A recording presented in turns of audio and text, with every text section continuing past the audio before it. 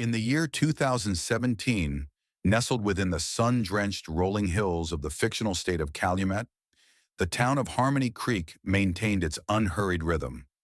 Life here flowed like the slow-moving river that bordered its southern edge, a place where porch swings were still in use and neighbors exchanged pleasantries over neatly kept fences. At the very heart of this community's spiritual life stood the Beacon of Hope Community Church, a simple yet elegant white-steepled building that seemed to gather the sunlight. Its guiding light was Reverend Elijah Vance, a man whose presence had become as integral to Harmony Creek as the ancient oaks lining Main Street. For 15 years, he had faithfully served his congregation, building a reputation brick by painstaking brick, a reputation for profound wisdom, boundless compassion, and a faith that seemed as solid and unshakable as the nearby mountains. Reverend Vance was more than just a preacher. He was a cornerstone of Harmony Creek. His Sunday sermons were anticipated events, drawing families from across town and even neighboring communities. The polished wooden pews of Beacon of Hope were consistently filled, the air thick with expectation as his rich, measured voice filled the sanctuary. He possessed a rare gift for weaving scripture into the fabric of everyday life, making ancient texts feel relevant and deeply personal. His words offered solace to the grieving, strength to the weary, and a gentle nudge towards kindness for all. He spoke not from a place of judgment, but one of understanding, his messages resonating long after the final amen, planting seeds of comfort and hope in the hearts of his listeners. People often left the service feeling lighter, more centered, carrying a piece of his calm assurance with them into the week ahead. He rarely raised his voice, yet his quiet conviction held more power than any booming rhetoric. His role extended far beyond the pulpit. Throughout the week, Reverend Vance was a constant, reassuring presence in the community. He was the one people sought out when life threw its inevitable curveballs: a job loss, a troubling diagnosis, a family quarrel. His office door was always open, and more often than not, he could be found making rounds, visiting the sick in the local hospital, offering counsel to troubled teenagers at the community center, or simply sharing a cup of coffee and a listening ear with an elderly resident feeling lonely. He mediated disputes with fairness and grace, organized food drives for the less fortunate, and spearheaded initiatives to improve the town park. His integrity was unquestioned. Even those who didn't subscribe to his particular faith held him in high regard, respecting his unwavering commitment to the well-being of Harmony Creek and its people. He moved through the town with a quiet dignity, his tall, well-built frame radiating a sense of dependable strength. Just a few blocks from the church, nestled on a quiet, tree-lined street, stood the Vance family home. It was a welcoming place, a reflection of the warmth within. Smoke often curled from the chimney, and the scent of Sarah Vance's baking frequently drifted from the kitchen window. Sarah, his wife of nearly 20 years, was his rock, a woman of quiet strength and deep faith herself. She possessed a gentle grace that complemented Elijah's steady presence, managing their home and supporting his ministry with unwavering devotion. She understood the demands of his calling, the late nights, the emotional toll, and provided a sanctuary of peace for him. Together, they had raised two children who were now navigating the complexities of adolescence. Marcus, their son, was thoughtful and studious, inheriting his father's introspective nature, while Chloe, their daughter, was bright and bubbly, her laughter often echoing through the house. Family dinners were cherished rituals, filled with shared stories, gentle teasing, and quiet prayers. Their home life was a testament to the values Elijah preached: love, understanding, and mutual respect. It was a haven seemingly untouched by the harsher realities of the world outside Harmony Creek. Elijah himself carried an aura of serene confidence. His kind eyes, set in a face that showed the lines of both laughter and concern, seemed to hold a deep well of empathy. He met everyone with a warm handshake and a genuine smile. Yet beneath the calm exterior, he was not immune to the weight of his responsibilities. The burdens carried by his congregation often became his own, and the constant need to be a source of strength required a deep reservoir of personal faith and resilience, nurtured through prayer and quiet contemplation in the early morning hours before the town awoke. Among the many faces that looked up at him each Sunday was Naomi Bellwether, A woman in her middle years, she attended services with clockwork regularity, always seated a few rows back, slightly to the left. She dressed meticulously, her posture upright, her participation in hymns and responses seemingly devout.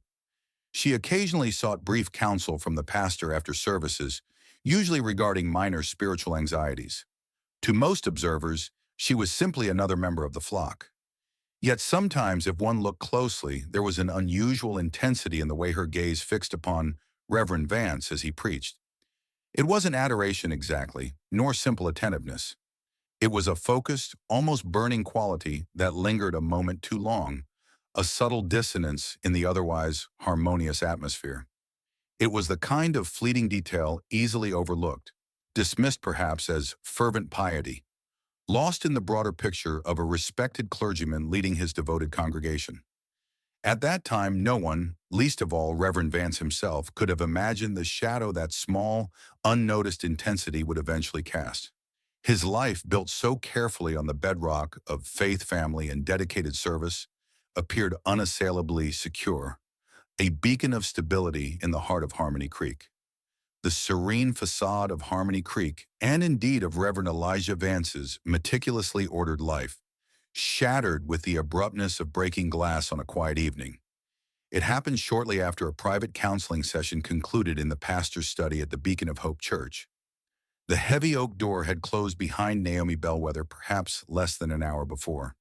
The church itself was mostly quiet, bathed in the soft glow of the evening lights, a place usually associated with peace and reflection. But that peace was irrevocably broken when Naomi, appearing distraught, her clothes slightly disarrayed and tears streaming down her face, arrived at the Harmony Creek police station. Her voice, choked with sobs and trembling uncontrollably, delivered a devastating accusation. Reverend Elijah Vance, the town's moral compass, had raped her during their counseling session. The news struck the small town like a physical blow, a thunderclap rolling through the tranquil streets. It spread initially through hushed phone calls, then urgent whispers over backyard fences, before erupting into the stark reality of police cruisers parked conspicuously outside the familiar white church. Disbelief was the overwhelming first reaction. People struggled to reconcile the image of the kind, gentle pastor they knew with the heinous crime he was accused of.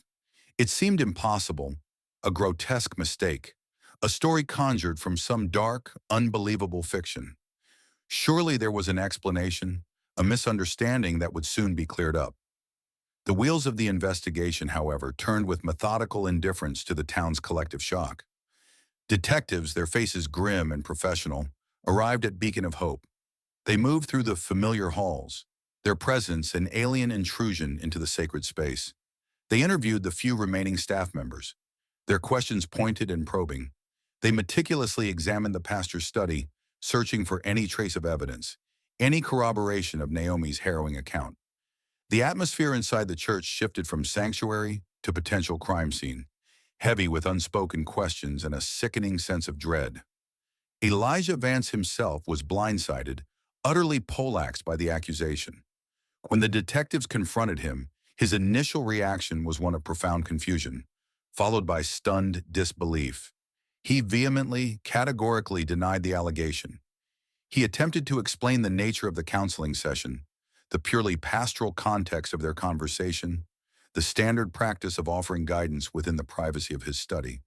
But his words, usually carrying such weight and authority, seemed to dissolve into the chaotic swirl of the unfolding situation. The calm certainty that usually defined him was replaced by a visible tremor in his hands and a desperate incomprehension in his eyes. He looked like a man suddenly finding himself in a nightmare from which he couldn't awaken. Standing beside him, a silent pillar of support amidst the turmoil, was Sarah. Her face was pale, etched with worry, but her eyes, when they met her husband's, held an unwavering conviction. She knew Elijah, the man she had shared her life with for 2 decades. She knew his character, his deep-seated principles, the core of his being. In her heart, there was no room for doubt. This was either a terrible, tragic mistake or, more chillingly, a calculated act of malice aimed at destroying him. Her presence was a quiet anchor for Elijah, even as the storm raged around them. But personal conviction held little sway against the formal machinery of the law. The accusation had been made, a serious one, and the investigation proceeded relentlessly. The story, too explosive to be contained within Harmony Creek's borders, was picked up by the local newspaper, then regional television stations. Reverend Vance's name and picture were suddenly splashed across headlines. Linked to the unthinkable, the carefully constructed reputation, built over 15 years of dedicated service and unimpeachable conduct, began to fracture under the intense scrutiny. Cracks appeared in the foundation of trust he had so painstakingly laid. The congregation, his spiritual family, found itself torn apart. Fierce arguments erupted between those who refused to believe the accusation, defending their pastor with passionate loyalty, and those who were deeply shaken, struggling with the horrifying possibility that the man they looked up to could be capable of such darkness. Doubt, once unthinkable, began to creep into hearts, poisoning the atmosphere of fellowship. Whispers replaced prayers in the church hallways. Sunday services, if they were held at all, would be fraught with tension. The empty space on the pulpit, a gaping wound. The shadow of suspicion extended inexorably over the Vance household. Their once peaceful home became a focal point of unwanted attention. The phone rang incessantly, a jarring mix of supportive calls from loyal friends, morbidly curious inquiries from acquaintances, and venomous, anonymous condemnations. Reporters sometimes camped outside, hoping for a quote or a photograph.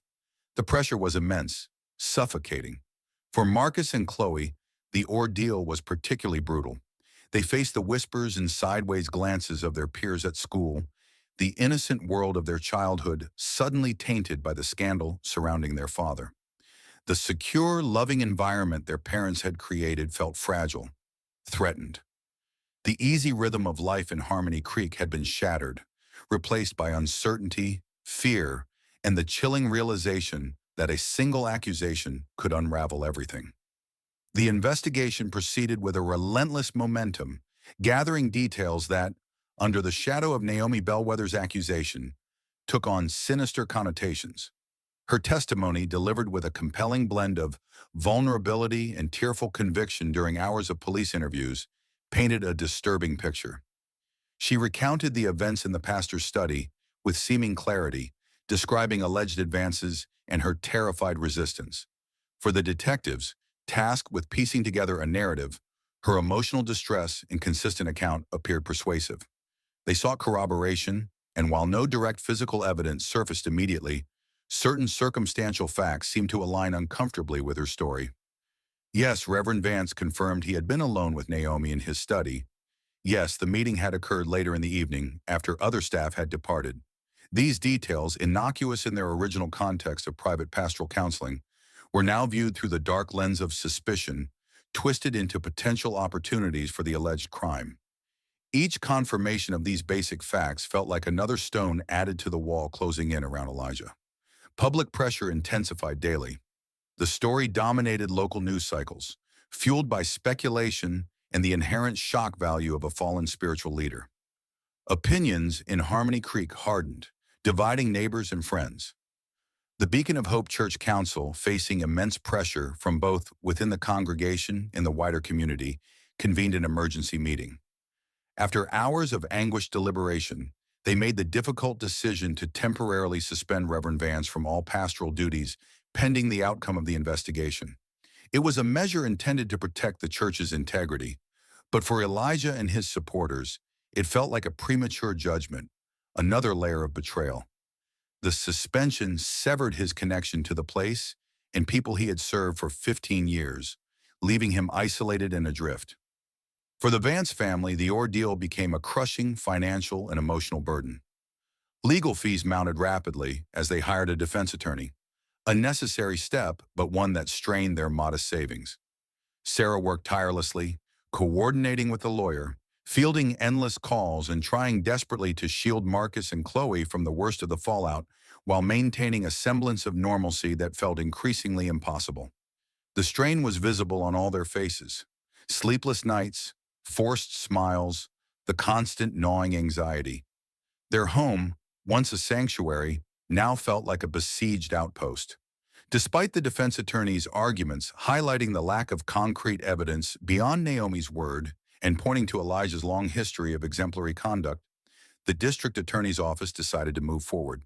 Weighing the accuser's compelling testimony, the circumstantial details, and the significant public interest, the prosecution formally filed charges of sexual assault against Reverend Elijah Vance.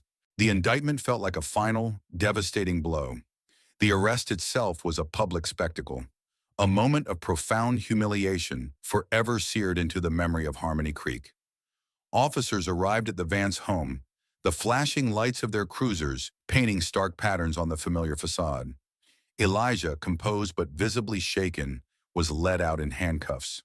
The clicking of cameras from the assembled media, the reporters shouting questions, the shocked or condemnatory stares of onlookers. It was a stripping away of dignity, a brutal transition from revered pastor to accused felon played out under the harsh glare of public exposure. For the community, witnessing the man who had baptized their children and comforted their grieving parents being led away like a common criminal was a deeply unsettling, almost surreal experience. At the arraignment, the defense pleaded for bail, emphasizing Elijah's strong ties to the community and lack of flight risk. However, citing the seriousness of the charges, the judge denied the request. The gavel fell with a grim finality. Reverend Vance was remanded into custody. He was first taken to the county jail, a cold, impersonal facility smelling of disinfectant and despair. The process was dehumanizing. Fingerprinting, mugshots, the exchange of his own clothes for a standard-issue uniform that felt coarse and alien against his skin. Later, after formal processing, he was transferred to the Calumet State Correctional Facility to await trial. The transition was jarring and brutal. The sturdy, respected Reverend Vance became inmate number 73,482. The imposing steel doors clanging shut behind him signified the loss of more than just freedom. It was the loss of identity, autonomy, and the respect he had always known. The prison environment was an assault on the senses. The constant noise, the echoing shouts, the clatter of metal, the pervasive tension, the hard, unforgiving surfaces. The guards regarded him with professional detachment or thinly veiled contempt. Fellow inmates viewed him with suspicion or predatory interest. His world shrank abruptly to the confines of a small concrete cell, furnished with only the barest necessities. The future, once filled with purpose and service, now stretched before him as a terrifyingly blank and ominous void. Cut off from his family except for brief, supervised visits, stripped of his role and his good name, Elijah faced the starkest test of his life. His deeply held faith, the very foundation upon which he had built his existence and guided others, was now his only solace in the crushing reality of incarceration, a flickering candle against an overwhelming darkness. Life inside the Calumet State Correctional Facility was a stark, brutal contrast to anything Elijah Vance had ever known. The initial shock gave way to a grim, grinding reality. The environment was relentlessly oppressive, a cacophony of echoing noises, the clang of steel doors, distant shouts, the monotonous drone of institutional life. The air was stale, thick with the smells of disinfectant, sweat, and hopelessness. Personal space was non-existent. Privacy a forgotten luxury. A pervasive tension hummed beneath the surface, the constant potential for conflict simmering just below the enforced order. The feeling of vulnerability was profound, a stark departure from the respect and security he had always taken for granted. Every interaction felt charged, every glance potentially hostile. Elijah clung fiercely to his routines and his faith as anchors in the disorienting chaos. He woke early, seeking moments of quiet prayer before the prison block erupted into its daily clamor. He was permitted his Bible, its familiar weight and worn pages, becoming his most precious possession. He spent hours reading, drawing strength and solace from the scriptures, finding parallels between his own ordeal and the trials faced by figures of faith throughout history. He tried to maintain his dignity, keeping his small cell tidy, adhering strictly to the rules, avoiding confrontation whenever possible. His naturally calm demeanor, however, marked him. The reactions of other inmates varied. Some ignored him completely, lost in their own struggles. Others eyed him with a mixture of curiosity and contempt. The fallen preacher, a symbol of hypocrisy in their eyes. A few, perhaps recognizing a shared humanity beneath the prison garb, offered nods of wary acknowledgement. But his quietness, his perceived lack of aggression, and the nature of the crime he was accused of made him a target for a particular group, hardened inmates who preyed on perceived weakness. They saw his reserved manner not as strength, but as vulnerability, an invitation for torment. The tension around him began to escalate subtly. Pointed remarks muttered as he passed, deliberate bumps in the crowded corridors, menacing stares across the bleak mess hall. The simmering hostility reached a terrifying climax one afternoon in the prison laundry. It was a cavernous, steamy room filled with the rumble of industrial machines. Elijah was sorting linens, the area relatively uncrowded at that particular time. Suddenly, he found himself cornered, blocked off from the main thoroughfare by three menacing figures from the group that had been subtly harassing him. Their expressions were predatory, devoid of empathy. Their intentions were brutally clear: to humiliate him, to break his spirit through physical and sexual assault, to assert their dominance in the cruel hierarchy of prison life. Panic surged through Elijah, cold and sharp. Trapped, outnumbered, and facing a violation more terrifying than any physical pain, his survival instincts kicked in. He tried to push past them, shouting for help, but they shoved him back against the humming machines. He fought back with a strength born of desperation, blocking blows, trying to create space. But more powerful than his physical defense was the prayer that burst from his lips. Not a quiet, contemplative prayer, but a raw, fervent cry to God, a desperate appeal for deliverance uttered with every ounce of his being. His shouts, combined with the sounds of the struggle, finally attracted the attention of a guard making rounds nearby. The guard burst into the laundry room, his authoritative presence momentarily stunning the attackers. He quickly intervened, barking orders, physically separating the men and restoring order. Elijah was saved from the ultimate violation, but the assault left him deeply shaken. He was physically bruised but relatively unharmed. The psychological impact, however, was profound.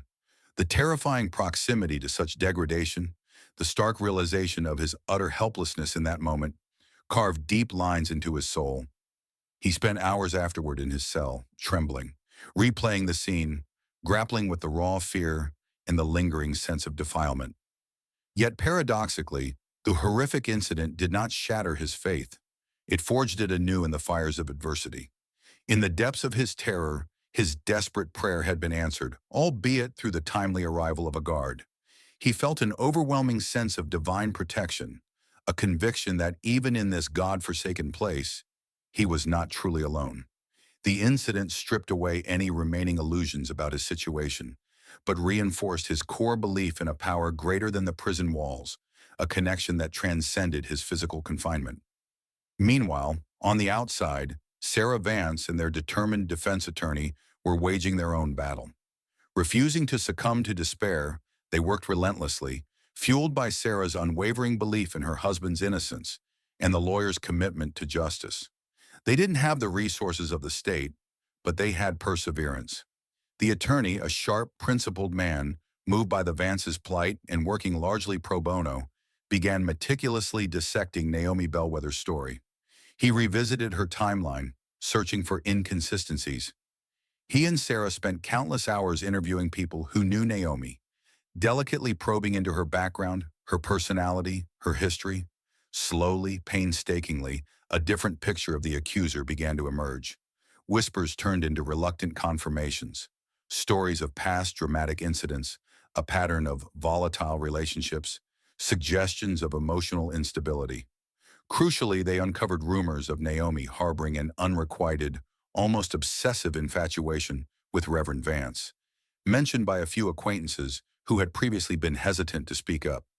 It was still fragmented, circumstantial, but for the first time since the nightmare began, a faint, fragile glimmer of hope pierced through the suffocating darkness surrounding Elijah's case.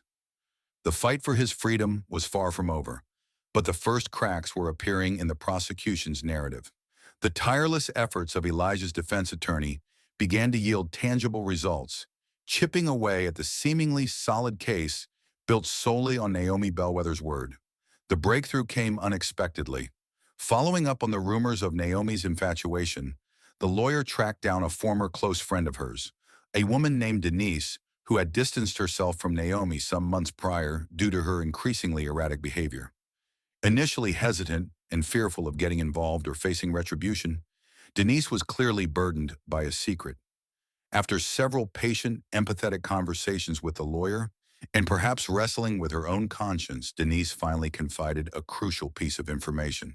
She recalled a specific conversation weeks before the alleged incident, where Naomi, in a moment of bitter frustration fueled by perceived rejection from Reverend Vance, had angrily vowed to make him pay and hinted at a plan to ruin his reputation. Naomi had framed it as payback for his supposed indifference to her devotion, a twisted form of revenge for not reciprocating feelings he likely never even knew existed. Denise hadn't taken the threat seriously at the time, dismissing it as dramatic venting. But now, in light of the accusation, the memory took on chilling significance. Overcoming her fear, Denise agreed to provide a sworn affidavit detailing this conversation, offering the first concrete evidence of potential premeditation and a motive other than victimhood. This crucial testimony spurred the attorney to dig even deeper, reasoning that if Naomi's story was fabricated, her timeline might have flaws. He began meticulously reconstructing her movements on the evening in question. He revisited businesses near the church, inquiring about security footage. His persistence paid off when the manager of a small convenience store, located several blocks away from Beacon of Hope, recalled Naomi being in the shop around the time she claimed the assault was occurring in the pastor's study. The manager remembered her distinctly because she had engaged in a lengthy, somewhat agitated conversation about the price of lottery tickets. Crucially, the store's security camera system, though basic, had captured time-stamped footage clearly showing Naomi inside the store during the critical window of time specified in her police report. This discovery was monumental. It provided a verifiable alibi for Naomi, placing her physically somewhere else when the crime she alleged was supposedly taking place. The electronic timestamp was irrefutable. Further investigation unearthed another layer of corroborating evidence. While sorting through old church correspondence files, Sarah stumbled upon a small box containing letters Naomi had sent to Elijah over the preceding year. Initially dismissed as standard notes from a parishioner, a closer look revealed a disturbing pattern. The letters began innocuously enough, but gradually escalated in tone, shifting from respectful admiration to intense, almost obsessive adoration. The later letters contained passages expressing deep disappointment at his perceived lack of special attention, laced with veiled warnings about the consequences of being ignored or underestimated. While not explicitly threatening physical harm, the letters painted a clear picture of unhealthy fixation and emotional instability, lending credence to the idea that her accusation might stem from a place of delusion and spurned obsession rather than genuine trauma. Armed with this powerful trifecta of new evidence, the friend's testimony about the revenge plot, the security footage providing an alibi, and the revealing letters showcasing Naomi's obsessive state of mind, the defense attorney immediately filed an emergency motion with the court. He requested an urgent hearing to present the new findings and petitioned for the charges against Reverend Vance to be dismissed or, at the very least, for the case to be reopened for reconsideration based on evidence strongly suggesting wrongful accusation. News of these developments inevitably leaked to the press. The narrative began to shift. Articles that had previously focused on the pastor's alleged crime now reported on the potential fabrication, the friend's testimony, and the crucial alibi. Public opinion in Harmony Creek, once sharply divided or leaning against Elijah, started to sway. Doubt was now cast not on the pastor, but on the accuser. People who had rushed to judgment began to feel uneasy, reconsidering their assumptions. For Naomi Bellwether, the ground began to crumble beneath her feet. Learning that her former friend had come forward and that irrefutable video evidence contradicted her timeline sent her into a visible panic. When investigators, prompted by the new evidence, sought to re-interview her, her composure disintegrated. Her story began to unravel under renewed questioning, riddled with inconsistencies and contradictions she couldn't explain away. Her behavior became increasingly erratic, further undermining her credibility. Inside the sterile walls of the Calumet State Correctional Facility, Word of these developments reached Elijah through his lawyer during a visit. A profound sense of relief washed over him, so intense it was almost painful. It wasn't freedom yet, but it was the first tangible sign that the truth might prevail. The hope that had dwindled to a mere flicker in the oppressive gloom of incarceration began to burn brightly once more. The heavy shroud of despair started to lift, replaced by the cautious anticipation of justice. The slow, grinding gears of the legal system, which had so swiftly condemned him, were now finally beginning to turn in his favor, offering the possibility of reclaiming his name, his freedom, and his life. For Elijah, Sarah, Marcus, and Chloe, the agonizing wait continued, but for the first time in many long, dark months, they could genuinely see a light at the end of the tunnel. The day of the final court hearing arrived, charged with an almost palpable tension. The courtroom was filled to capacity, reporters jostling for position alongside anxious members of the Harmony Creek community. Loyal supporters of Elijah sitting shoulder to shoulder with those whose opinions remained uncertain. Sarah, Marcus, and Chloe sat in the front row, their faces etched with a mixture of hope and apprehension. Elijah, brought in from the correctional facility, looked thinner, paler, the ordeal having taken its physical toll. Yet there was a quiet steadiness in his gaze as he sat beside his lawyer. The defense attorney, calm and methodical, laid out the new evidence piece by compelling piece. He presented Denise's sworn affidavit detailing Naomi's vengeful intentions. He played the time-stamped security footage from the convenience store, clearly showing Naomi miles away from the church during the alleged time of the assault. He submitted the increasingly desperate and obsessive letters Naomi had written to the pastor. He called witnesses who reluctantly testified to previous instances of Naomi's dramatic behavior and documented emotional instability. The cumulative effect was powerful, systematically dismantling the foundation of the prosecution's case. The prosecutor, faced with this unexpected onslaught of contradictory evidence, attempted to discredit the new findings, but struggled against their factual weight. The turning point came when Naomi Bellwether was called back to the stand. Under sharp, precise cross-examination from Elijah's lawyer, her composure finally shattered completely. Confronted with the video evidence, her friend's testimony, her own letters, in the unwavering, sorrowful gaze of the man whose life she had nearly destroyed, Naomi broke down. The carefully constructed facade crumbled into incoherent sobs and then, hysterically, into a full confession. She admitted tearfully that she had fabricated the entire story of the assault. It was, she confessed between gasps, an act of desperate revenge born out of romantic rejection and a craving for attention. She hadn't intended for things to go so far, she claimed, but once the lie was told, she felt trapped, unable to retract it as events spiraled out of control. A collective gasp swept through the courtroom, followed by stunned silence. The raw, ugly truth hung heavy in the air. The judge, after ensuring Naomi understood the implications of her confession and reviewing all the presented materials, addressed the court. His voice was grave as he officially acknowledged the new evidence and Naomi's admission of perjury. He formally dismissed all charges against Reverend Elijah Vance, declaring him entirely innocent of the crimes for which he had been accused and imprisoned. The gavel struck the woodblock, not with the sound of condemnation this time, but with the clear ring of exoneration and justice finally served. The emotional release in the courtroom was immediate and overwhelming. Tears flowed freely, tears of relief, vindication, and regret. In an incredibly poignant moment, the bailiff approached Elijah and unlocked the handcuffs that had bound him for months. The metallic click echoed in the suddenly quiet room.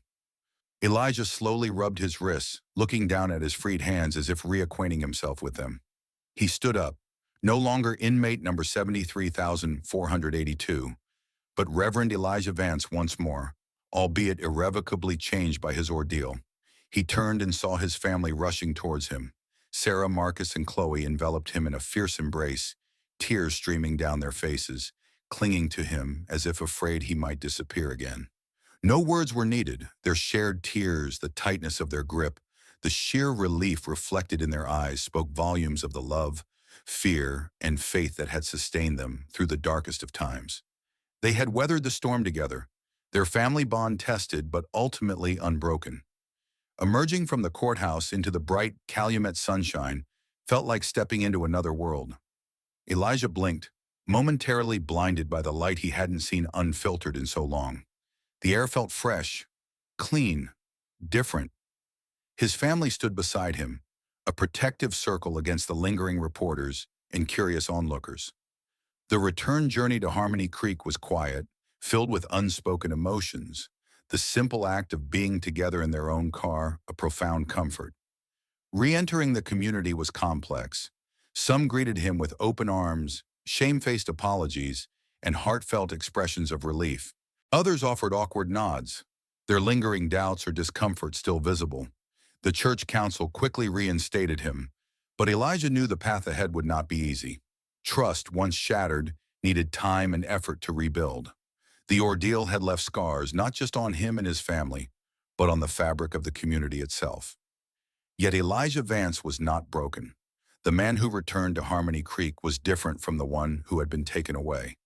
His time in prison, the confrontation with violence, the profound test of his faith had stripped away any remaining vestiges of naivety. He had looked into the abyss and found his faith not diminished, but deepened, tempered like steel and fire. His compassion for human frailty, including his own, was now more profound. He understood suffering in a way he hadn't before. He knew the journey back to normalcy, both for himself and his fractured congregation, would be long. But as he stood once again before his family, ready to face the future, he was prepared. He would lead not just with words from Scripture, but with the quiet authority of lived experience, a living testament to resilience, the possibility of forgiveness, and the enduring power of faith against the odds.